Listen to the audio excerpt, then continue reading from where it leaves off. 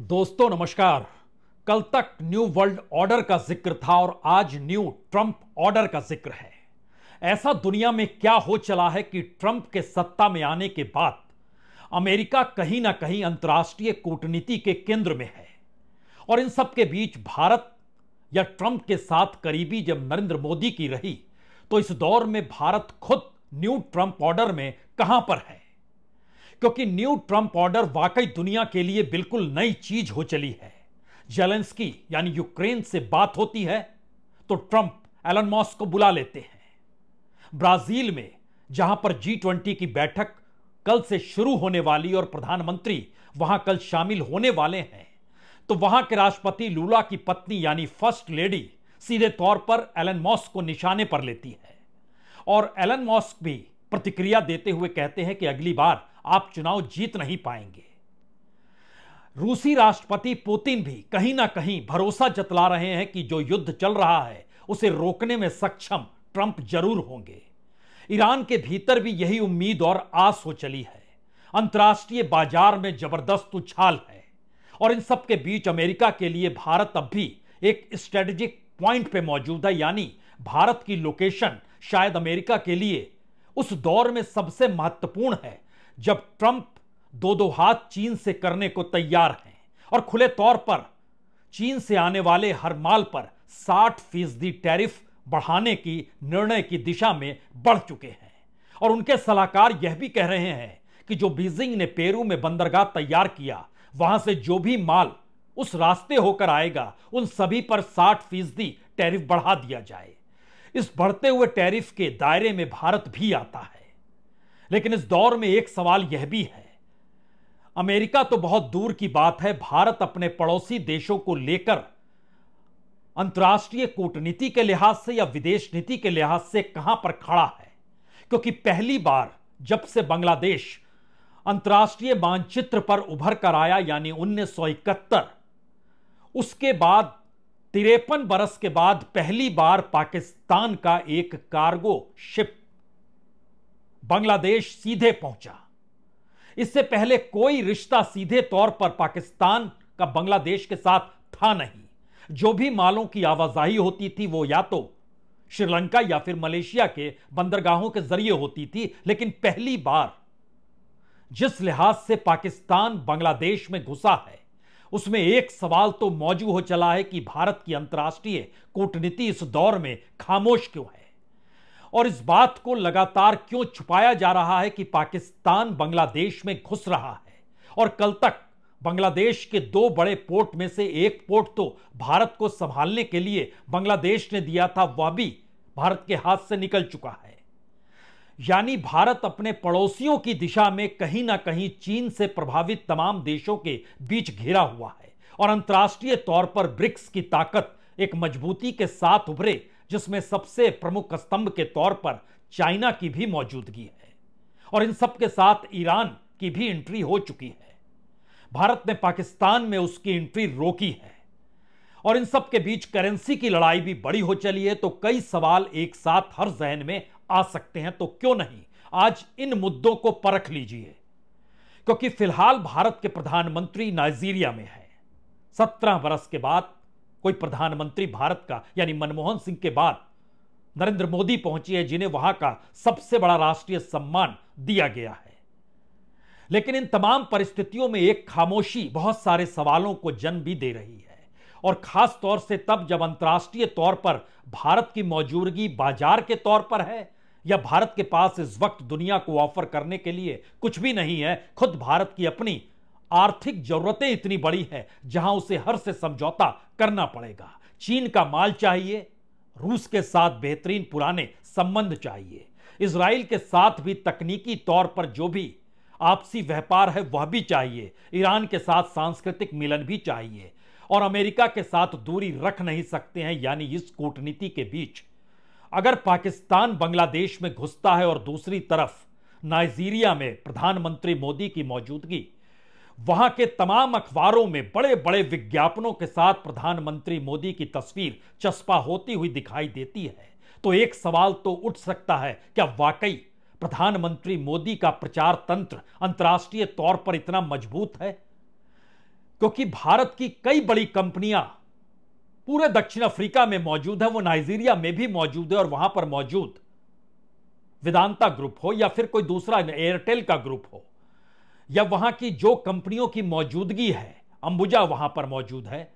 कई सवाल इस दौर में लगातार उठ रहे हैं, लेकिन आज एक एक पन्नों को खोला जाए, लेकिन उनसे पहले वहां के अखबारों में प्रधानमंत्री के प्रचार की छपी तस्वीरों के आप एक क्षण रूबरू हो जाइए।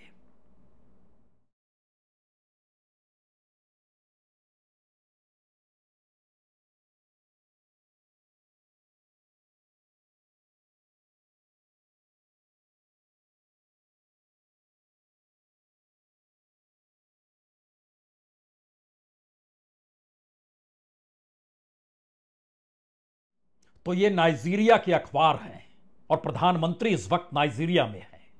कल वो ब्राजील रवाना होंगे, जहां पर G20 की बैठक शुरू होगी, जो 18 और 19 तारीख तक चलेगी।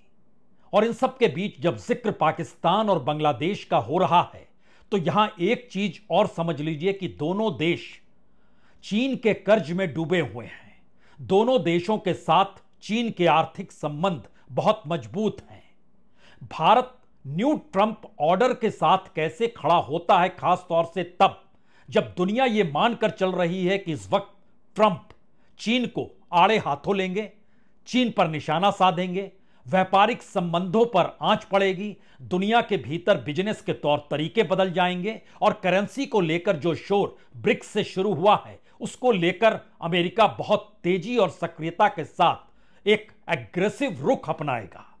लेकिन आइए इन सवालों के बीच दो तीन बातों का जिक्र बहुत जरूरी है। शुरुआत तो इसी बात से होनी चाहिए कि किस तरीके से 1971 के बाद पहली बार पाकिस्तान के कराची से मालवाहक पोत रवाना होता है और बांग्लादेश के चटगांव पोर्ट पर वह पहुंच जाता है। यहां पर यह समझना जरूरी है कि पाकिस्तान और बांग्लादेश के बीच सिर्फ 80 करोड़ डॉलर का बिजनेस होता है, यानी तकरीबन 6,758 करोड़। लेकिन भारत और बांग्लादेश के बीच 16 अरब डॉलर यानी तकरीबन 1,35,000 करोड़ के बिजनेस दोनों देशों के बीच होता है। उस बिजनेस पर क्या यह ब्रेक का संदेश है? क्योंकि सिंगापुर या कोलंबो के जरिए समुद्री व्यापार इससे पहले पाकिस्तान कई माल को लेकर करता था, लेकिन सीधे तौर पर कभी नहीं किया। और बांग्लादेश में मौजूद पाकिस्तान के उच्चायोग ने कोई देरी नहीं लगाई, उन्होंने एक बयान जारी कर दिया। उन्होंने अपने बयान में लिखा कि पहली बार है कि पाकिस्तान के कराची से बांग्लादेश के चटगांव बंदरगाह पर कार्गो पोत सीधे पहुंचा है, और यह द्विपक्षीय संबंधों में महत्वपूर्ण कदम की शुरुआत है। इतना ही नहीं, इसमें यह भी लिखा गया कि दरअसल यह नया रूट सप्लाई चेन को और आसान बनाएगा, परिवहन के समय में कमी लाएगा, और दोनों देशों के लिए व्यवसाय के लिए नए अवसरों के दरवाजे खोलेगा। यानी कराची से चटगांव पोर्ट तक, यह चटगांव पोर्ट जो है म्यांमार से सटा हुआ है, यानी भारत के बेहद करीब का है। और इस बात को लेकर भारत हमेशा से चिंता व्यक्त करते आया है कि चटगांव पोर्ट या बांग्लादेश के भीतर दो ही पोर्ट है, एक चटगांव और दूसरा मोंगला पोर्ट। इन दोनों का इस्तेमाल कहीं एक्सट्रीमिस्ट ना करें, उग्रवादी ना करें, या टेररिस्टों के आश्रय चीजें इन्फिल्ट्रेट ना करें भारत के भीतर में। इसीलिए पिछले बरस मोंगला पोर्ट जो था, बांग्लादेश ने भारत को सौंप दिया था कि आप यहां की पूरी व्यवस्था कीजिए। और यह माना जा रहा था कि बड़ी कूटनीति और रणनीतिक जीत चीन को लेकर भारत की हुई है। लेकिन इस वक्त की परिस्थिति यह है कि जो जटिल राजनयिक रिश्ते, उसमें क्या एक ऐतिहासिक बदलाव बांग्लादेश को लेकर भारत के संबंधों के साथ आ चुका है। क्योंकि याद कीजिएगा तो 2022 में बांग्लादेश ने चीन के साथ वहां से एक युद्धपोत चला था, फ्रिगेट युद्धपोत, जो कि PNS तैमूर के नाम से जाना जाता था। उस समय भारत और बांग्लादेश के संबंध इतने प्रगाढ़ थे कि चटगांव बंदरगाह पर रुकने तक की अनुमति नहीं दी गई चीन के इस PNS तैमूर को। और वह युद्धपोत जो था, कंबोडिया और मलेशिया के नेवी के साथ जो नौसेना अभ्यास होनी थी, उसके लिए जा रहा था। बाद में उसको जगह श्रीलंका के बंदरगाह पर मिली। लेकिन अब 2025 यानी अगले बरस अमन 2025 के नाम से जो नौसैनिक अभ्यास चीन शुरू करने जा रहा है, उसमें पाकिस्तान की मौजूदगी है और उसमें शामिल बांग्लादेश होगा, वह भी उसने कह दिया है। इन सब के बीच पाकिस्तान ने फ्री वीजा का भी ऐलान कर दिया, कहा कि अब बांग्लादेशियों को फ्री वीजा दिया जाएगा, यानी कुछ भी आपको डॉक्यूमेंट देने की जरूरत नहीं, सिवाय इसके कि आप कहां जाएंगे, किस होटल में रुकेंगे, बिजनेस के लिए जा रहे हैं, टूरिज्म के लिए जा रहे हैं, बस, और कुछ भी नहीं। यानी यह एक ऐसी प्रक्रिया है जिसमें एक तरफ पाकिस्तान है, दूसरी तरफ भारत के बांग्लादेश है, एक तरफ चीन है, दूसरी तरफ श्रीलंका है। इन मौजूदगी के बीच की परिस्थिति में भारत की कूटनीति क्या कहीं फेल हो गई? यह सवाल तो उठेगा। लेकिन यहां यह भी समझना है, भारत जिस आर्थिक नीतियों के आश्रय विदेश नीति का ताना बाना लगातार बुन रहा था, उसमें चीन के प्रोडक्ट्स को लेकर सवाल था। और अमेरिका कतई नहीं चाहता है कि चीन के साथ भारत के व्यापारिक रिश्ते और पनपते चले जाएं या बढ़ें। लेकिन इस दौर में यह भी समझिए, जो जानकारियां निकल कर आती है वो बहुत साफ बता रही है। हमारी टीम ने काम किया और एक अखबार मिंट है, उसने भी एक रिपोर्ट फाइल की और उस रिपोर्ट के आधार पर और हमारी टीम ने जो इनपुट हासिल किया, उसमें दो बातें बड़ी महत्वपूर्ण है। चीन का जो माल भारत में आता है, अगर भारत ने उस पर बंदिशें लगा रखी है तो भी चीन का माल दूसरे रास्ते से भारत पहुंच जाता है, क्योंकि भारत के भीतर जो प्राइवेट कंपनियां हैं वो बिना चीन के द्वारा दिए जा रहे माल से हटकर काम नहीं कर सकती है, तो उसको मंगाया जाता है, चाहे टैरिफ में 10% की बढ़ोतरी ही की जाए। इस सब के बीच सेमीकंडक्टर और इंफ्रास्ट्रक्चर वाले प्रोजेक्ट के लिए जो चीन प्रतिबंधित माल है, जो भारत नहीं आ सकता, वो दुबई के रास्ते आ रहा है, यानी रिरूट किया जा रहा है। और स्ट्रेटेजिक प्रोजेक्ट जो भारत में चल रहे हैं उसमें कॉस्ट 10% बढ़ भी जाए तो भी इसकी जरूरत है। इसीलिए यहां यह भी समझना होगा कि चीन ने 2023 में खुद जो गैलीलियम और जो जर्मानियम है, जो कि स्ट्रिक्ट कंट्रोल एक्सपोर्ट पे किया गया था, इसका इस्तेमाल जो होता है वो सोलर सेल में होता है, उसमें 10 गीगावाट चाहिए होता है और मॉड्यूल प्रोडक्शन 60 मेगावाट तक के बीच में, गीगावाट तक के बीच में इनकी गैलीलियम की जरूरत पड़ती है और जर्मेनियम की भी जरूरत पड़ती है। और इन सब के बीच इसको भी मंगाया गया, क्योंकि ये रशिया और यूएई के साथ चीन के संबंध बार्टर सिस्टम पे चलते हैं, तो उस माध्यम से भारत की जो रिन्यूएबल एनर्जी है उसके लिए इसकी जरूरत है, तो इसको एक्सपोर्ट किया गया सीधे उन माध्यमों से जो कि रिरूट करके भारत पहुंच जाए। यानी भारत के भीतर जो ड्रिलिंग और टनल बोरिंग मशीन्स हैं उसकी जरूरत भारत के मेट्रो कंस्ट्रक्शन में है, हाई लेवल रेल में है, हाइड्रो पावर में है।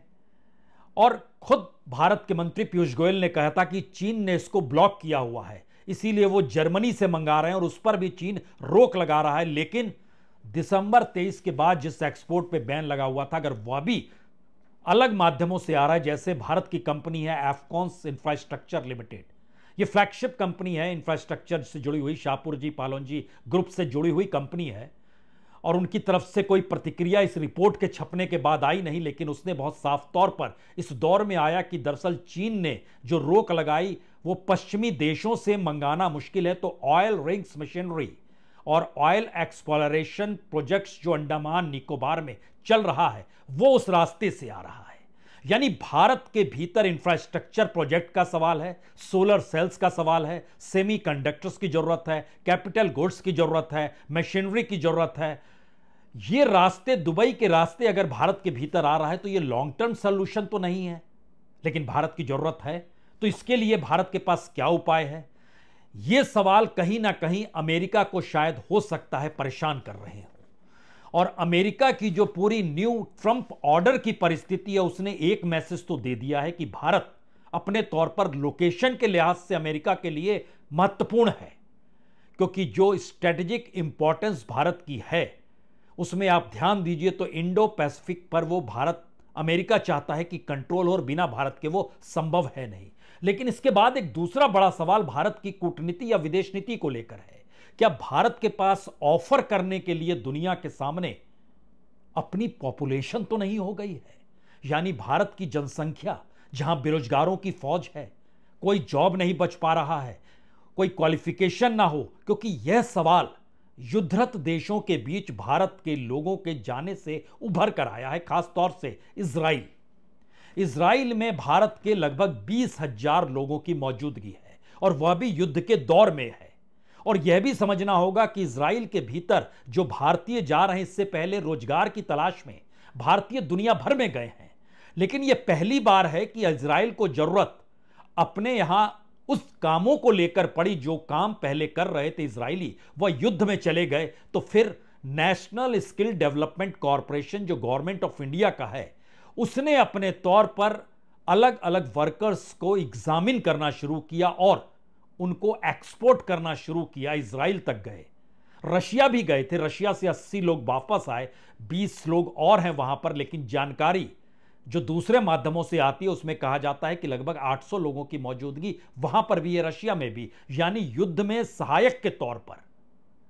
तो क्या भारत में पॉपुलेशन की मौजूदगी उसका एक नया डिविडेंड है, एक नया लाभ है?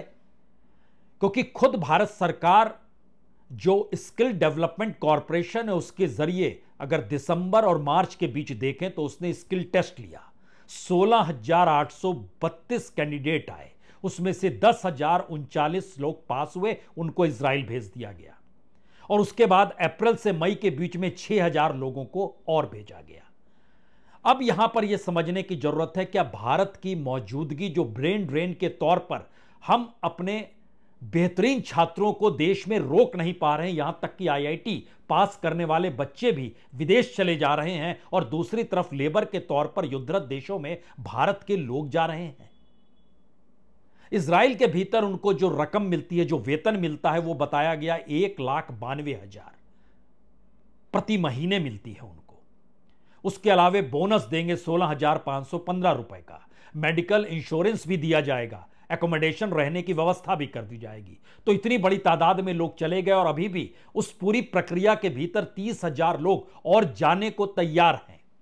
लेकिन यहां पर यह भी समझना होगा, यह मजदूर इजराइल के लिहाज से बहुत सस्ते हैं, भारत के लिहाज से महंगे हो सकते हैं, क्योंककि भारत में प्रति व्यक्ति आय जो है वो तकरीबन $1,400 यानी रुपए में तब्दील कीजिएगा तो 1,18,268 रुपए ये प्रति व्यक्ति आय सालाना है। यानी उसको अगर मंथली कन्वर्ट कीजिएगा तो भारत में मंथली आय 10,000 से कम 9,885 है। लेकिन इजराइल की प्रति व्यक्ति आय जो है वो तकरीबन $2,240 है, यानी लगभग इस लिहाज से समझिए $2,240। वहां की प्रति व्यक्ति आय $55,000 है, जो कि महीने में कन्वर्ट होती है तो $2,240 के तौर पर कन्वर्ट होती है, यानी मंथली वहां पर 3,87,000 रुपए मंथली आय प्रति व्यक्ति की है। भारत में यह 9,855 रुपए की। तो वहां पर सस्ते मजदूर ऑफिशियली और स्किल लेबर के नाम पर जो भेजे जा रहे हैं, उसमें यह भी देखिए कि किस किस सेक्टर में, कंस्ट्रक्शन के सेक्टर में, खासतौर से केयर गिवर्स जो केयर करेंगे वहां पर जाकर, उसके हिस्से में जा रहे हैं। ऐसा नहीं है कि भारत के मजदूर इससे पहले नहीं गए। यूएई में तकरीबन 35 लाख भारतीय काम करते हैं, लेकिन यूएई में कोई युद्ध नहीं हो रहा है। या फिर ध्यान दीजिए तो सऊदी अरब में तकरीबन 24 लाख भारतीय काम करते हैं। यह कंस्ट्रक्शन का क्षेत्र है, रिटेल का क्षेत्र है, फाइनेंशियल सर्विस का क्षेत्र है, हेल्थ केयर का क्षेत्र है, ट्रांसपोर्ट का क्षेत्र है, मैन्युफैक्चरिंग का सेक्टर है, डोमेस्टिक वर्क के तौर पर वहां पर बड़ी तादाद में है, प्राइवेट सेक्टर में लोग काम करते हैं, ये तमाम लोग हैं। लेकिन इन सब के बीच एक सवाल है, क्या भारत इस दौर में अपने लेबर्स को या अपने पॉपुलेशन को, जिसके पास जॉब नहीं, क्वालिफिकेशन नहीं, उनको एक्सपोर्ट करने की दिशा में बढ़ रहा है? यह सवाल इसलिए बड़ा महत्वपूर्ण है क्योंकि दुनिया के भीतर न्यू ट्रंप ऑर्डर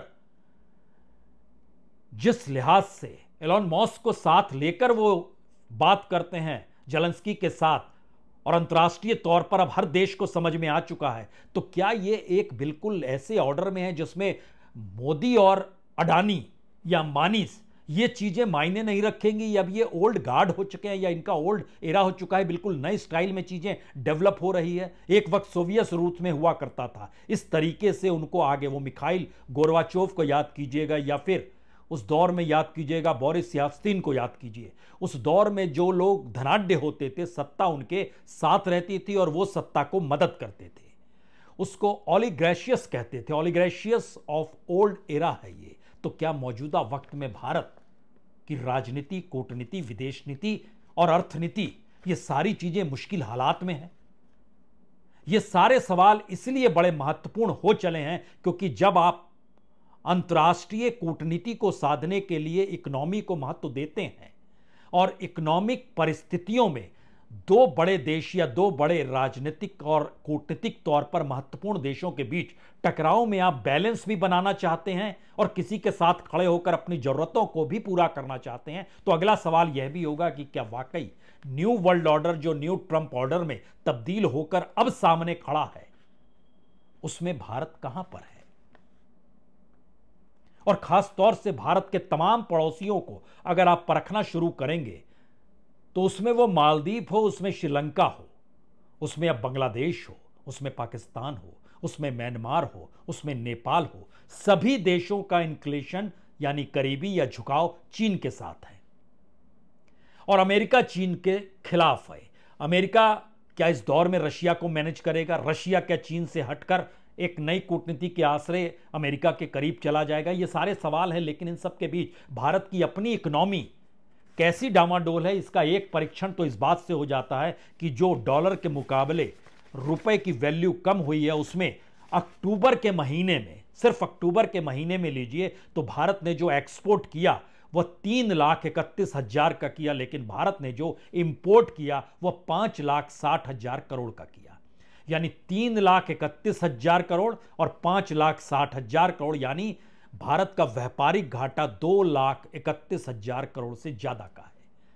और अगर आप जनवरी से अक्टूबर तक के बीच में आइएगा तो यह घाटा तकरीबन 18,20,682 करोड़ का है। यानी इतने बड़े व्यापारिक जरूरतों के आश्रय भारत दुनिया के दूसरे देशों पर आश्रित है, यह फैक्ट है।